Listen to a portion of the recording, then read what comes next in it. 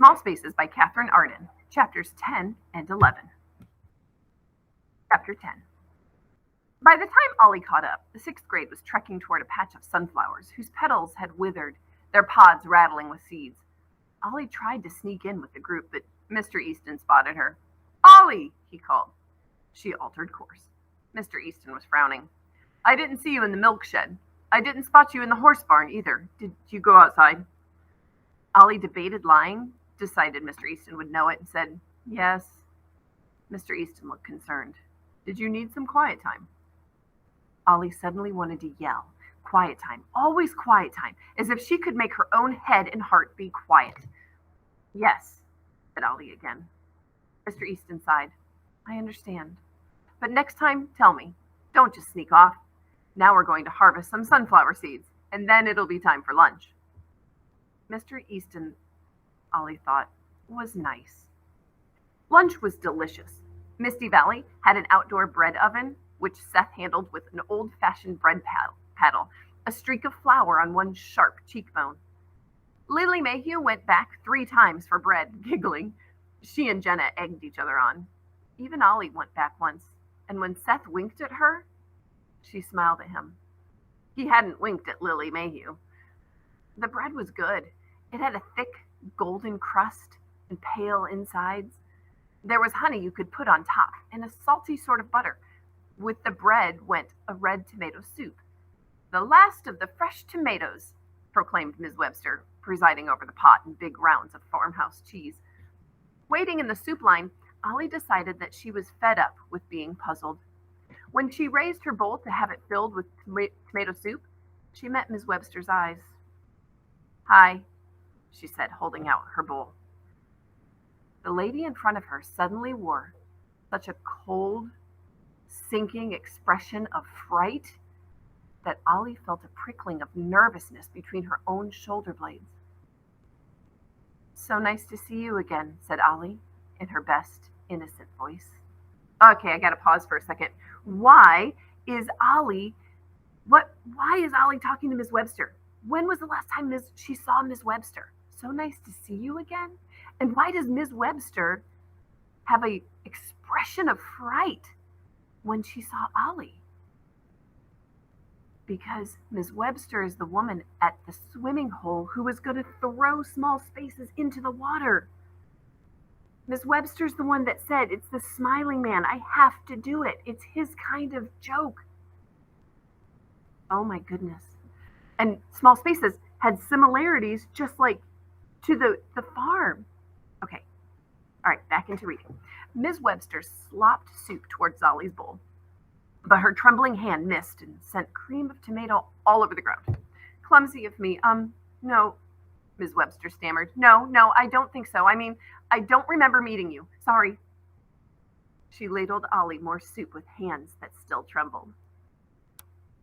"I'm reading it," said Ollie, abandoning pretense. "I'll give it back to you if you want, but I just have some questions." Ms. Webster's pumpkin head grin was more fake than ever. "Oh, I can't imagine what you mean. Go along, dear."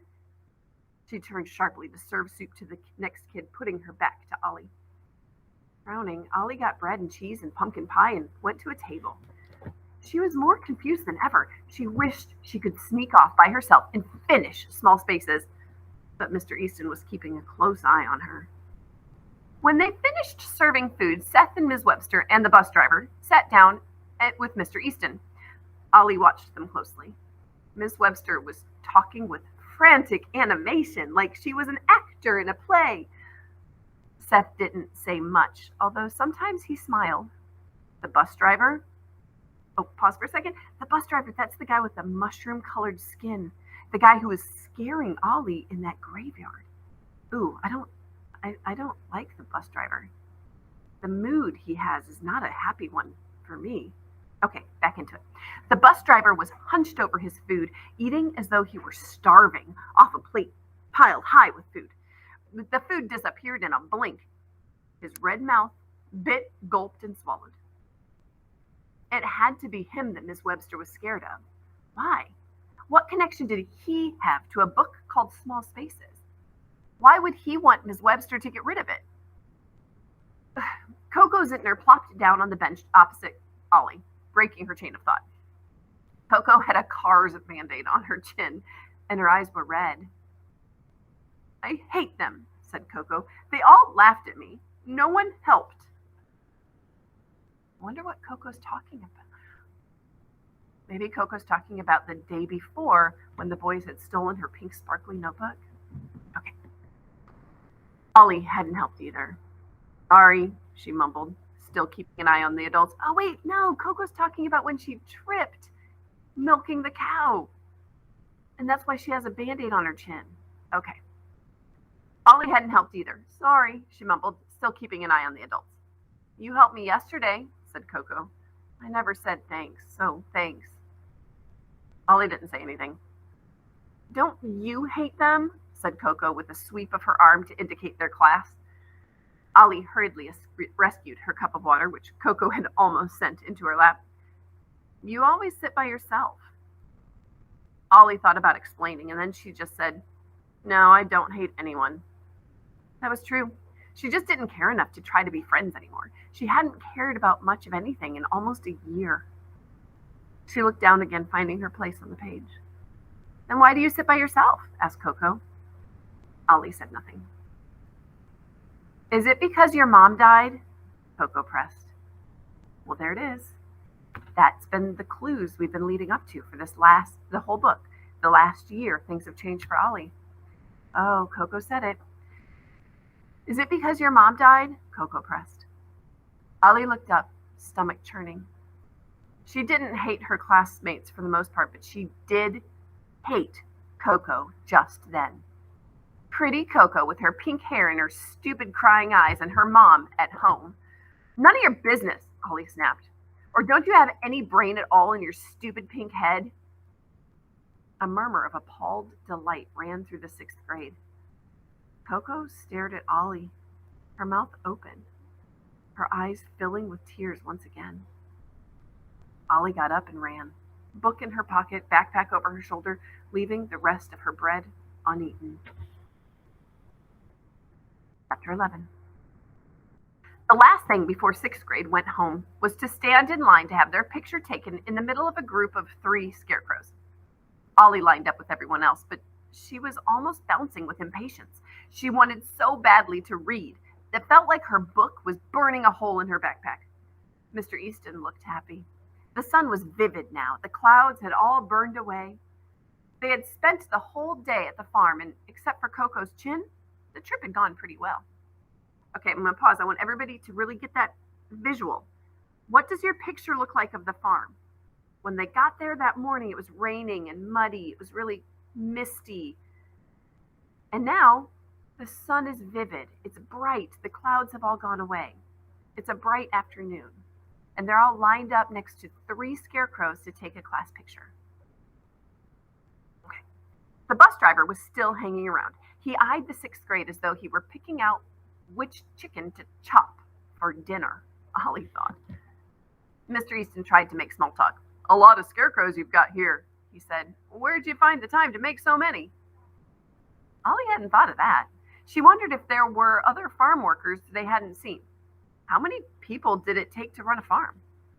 They were already here, said the bus driver. The scarecrows?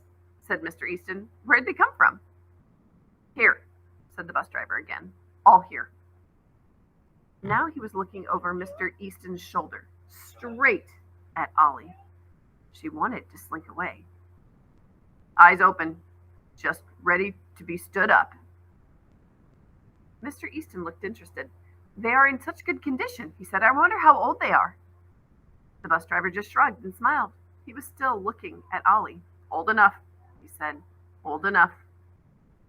Okay, that's weird. That puts me in a certain kind of mood. There had been scarecrows already made when they came onto the farm, before it was a farm. They just needed to be stood up. That's really strange. The clouds were filling in as the sun slanted west. Twilight had arrived by the time the 6th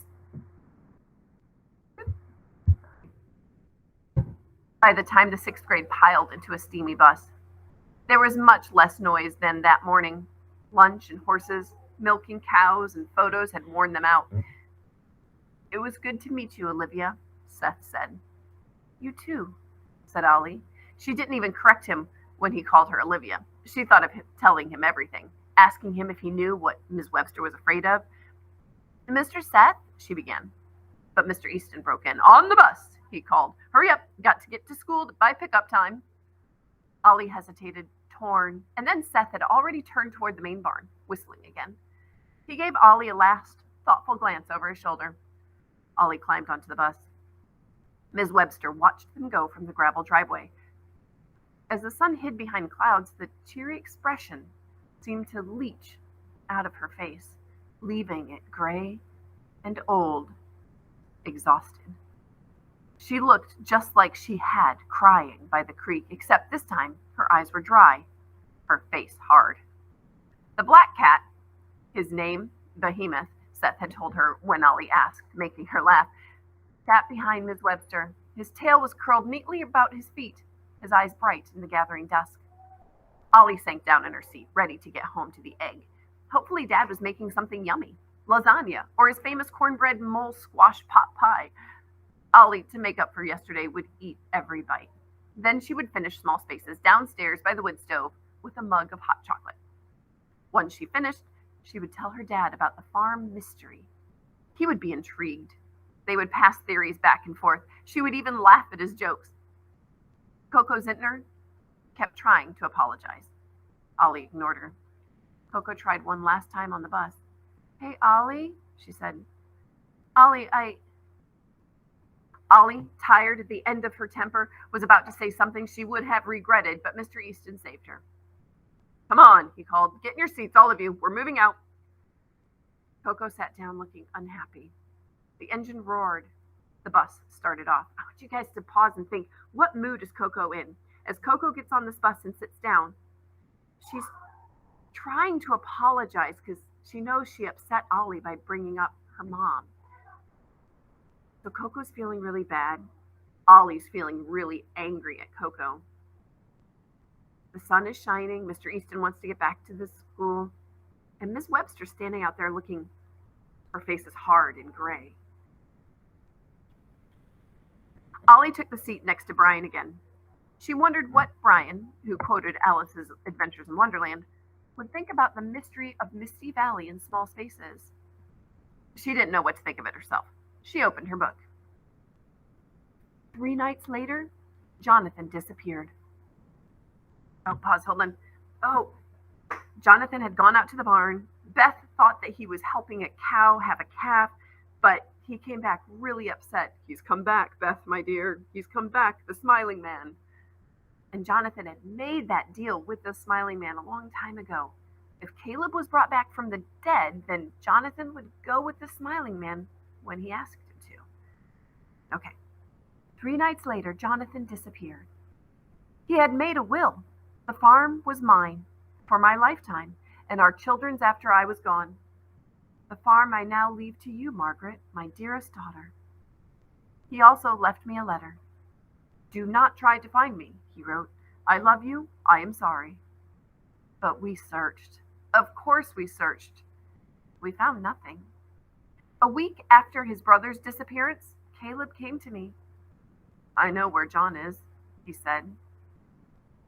"I know what you're thinking," I said, "but the smiling man isn't real. John just made him up. He was frightened and he felt guilty and made him up." But even as I said it, I didn't believe it. And Caleb knew I didn't. The smiling man pulled me out of the river," said Caleb.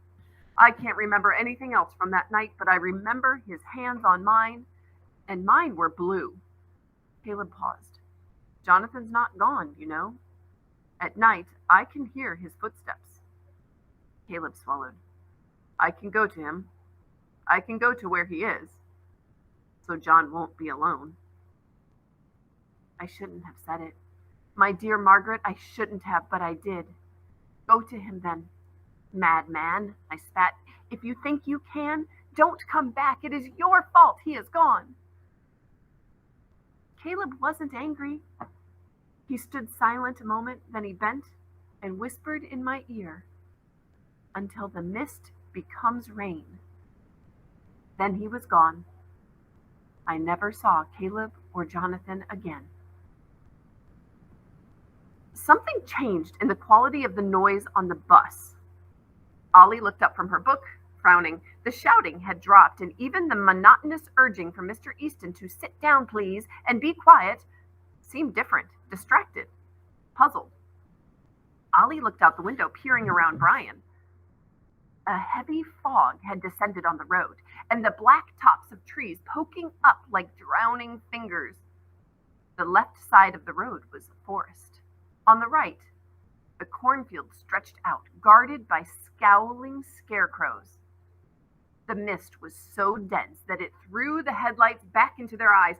The bus was rolling along at a crawl. Ollie's hands tightened involuntarily on her book. Guys, make sure you're getting that picture. This really sets up the mood. Get that movie in your head of what this looks like. I'm going to read that paragraph again. It's an important visual. Make that movie in your head. There's a heavy fog had descended on the road. The black tops of trees poking up like drowned fingers. The left side of the road was forest. On the right, the cornfields stretched out, guarded by scowling scarecrows. The mist was so dense, it was really thick, that it threw the headlights back into their eyes. The bus was rolling at a crawl. Ollie's hands tightened involuntarily on her book. There were mutters all around, nervous, giggling. So weird. Look at that fog. I have to pee. The bus was crawling slower and slower. The mist thickened. Ollie didn't recognize where they were. She didn't even know how long they'd been driving. She stared out the window. When the mist rises. But the year wasn't turning. Also, her book was just a story. They drifted to a halt. The bus coughed and died. For a moment, total silence. Then a burst of noise. Oh my gosh, the bus stopped working in this really deep fog in between a forest and a cornfield with these creepy scarecrows. Now the bus has stopped working. I think the bus broke down. I want to go home. We're lost, yelled Mike Campbell, even though that was stupid. How could they be lost? Ollie was still staring out the window. The yellow autumn trees had turned black and spindly, as though winter had come in the last 3 minutes. The broad, smooth country road had become an old, cracked ribbon, running away and vanishing into the trees, still lapped in mist. Where were they? Slowly, the bus driver stood up. The shouting died away. The driver turned around. He seemed to have gotten both taller and wider. Well, said the driver, surveying them, best get moving. At nightfall, they'll come for the rest of you. Then he smiled, tongue flicking red against his teeth. What is happening? Can't wait for chapter 12.